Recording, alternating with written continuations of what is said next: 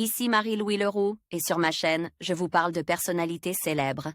Cela peut être des stars contemporaines ou des figures célèbres du passé. Abonnez-vous si ce sujet vous intéresse. Et maintenant, passons à la célébrité du jour. Bonjour à tous, et bienvenue sur ma chaîne. Aujourd'hui, je vais vous parler d'une personnalité fascinante de la politique française, Rachida Dati. Ancienne ministre de la Justice, elle a marqué son époque par son parcours atypique et son engagement. Dans cette vidéo, nous allons explorer sa carrière, ses réalisations et les défis qu'elle rencontre. Je vous invite à me suivre pour découvrir comment Rachida Dati a su s'imposer dans un monde souvent dominé par les hommes. C'est parti!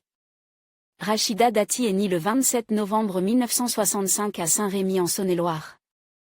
Elle grandit à Chalon-sur-Saône où son père, Barek, Macon d'origine marocaine s'est installé au début des années 60 avec son épouse Fatim Zora, d'origine algérienne. Issue d'une famille nombreuse, Rachida, deuxième enfant d'une fratrie de 12, aide sa mère et sa sœur aînée, Malika, à s'occuper des plus petits. Inscrite dans un institut catholique dirigé par des religieuses, la collégienne effectue une scolarité sans fausse note et se distingue très tôt par sa détermination. Au lycée, elle commence à cumuler les petits boulots pour gagner son indépendance, et obtient son bac en 1983. Étudiante en sciences économiques et droit à l'université de Dijon, Rachida se confronte à la vie active en dehors des heures de cours. Et se constitue un réseau professionnel. De 1984 à 1987, elle est documentaliste au sein du groupe immobilier Arthur Lloyd. En 1986, elle rencontre Albin Chalandon, alors ministre de la Justice du gouvernement Chirac, lors d'une réception à l'ambassade d'Algérie à Paris. Bluff par son audace, il l'aide à décrocher un poste de chargé d'études auprès de la direction financière du groupe Elf Aquitaine en 1987. Jusqu'au milieu des années 90, elle enchaîne les postes chargés de mission pour le groupe Matra Communication, auditrice à la BERD. Puis travaille pour le bureau d'études de la Lyonnaise des Eaux. Parallèlement, elle poursuit ses études et obtient en 1991 une maîtrise en sciences économiques à Paris, puis en 1996 une maîtrise de droit public par validation des acquis professionnels.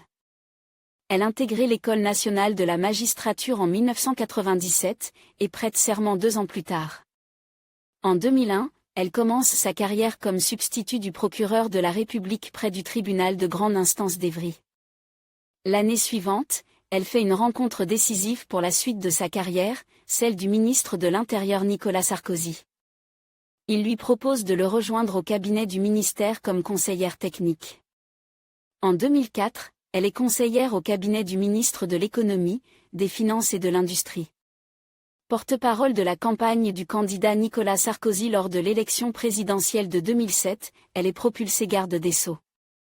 Après l'élection de celui-ci en mai 2007. Elle devient rapidement une ministre très populaire, première femme issue de l'immigration à occuper le ministère de la Justice. Elle s'attelle notamment à la réforme de la carte judiciaire. En mars 2008, elle est élue maire du 7e arrondissement de Paris. Elle quitte ses fonctions au ministère de la Justice après avoir été élue députée au Parlement européen en juin 2009. En avril 2014, elle est réélue maire du 7e arrondissement de Paris puis réélue députée au Parlement européen le mois suivant. En mars 2020, Rachida Dati est tête de liste des Républicains aux élections municipales à Paris. Le 11 janvier 2024, elle est nommée ministre de la Culture du premier gouvernement de Gabriel Attal. Elle est reconduite à ce poste lors de la nomination de Michel Barnier à Matignon le 21 septembre 2024. Rachida Dati publie un récit autobiographique, fille de Mbarek et de Fatim Zora. Ministre de la Justice, en 2011. Côte vie privée, Rachida Dati donne naissance à une petite fille, Zora, le 2 janvier 2009. Elle reste discrète sur l'identité du père. En octobre 2012, elle assigne en justice Dominique Dessailles pour reconnaissance en paternité devant le tribunal de grande instance de Versailles. En conclusion, Rachida Dati incarne une figure emblématique de la politique française contemporaine. Son parcours, marqué par des défis et des réussites, témoigne de sa détermination et de son engagement envers les questions sociétales. Que ce soit en tant que ministre ou en tant qu'élue, elle continue d'influencer le débat public et de défendre ses convictions. Merci de nous avoir suivis dans cette exploration de sa vie et de son œuvre. N'hésitez pas à partager vos réflexions sur son impact et son héritage.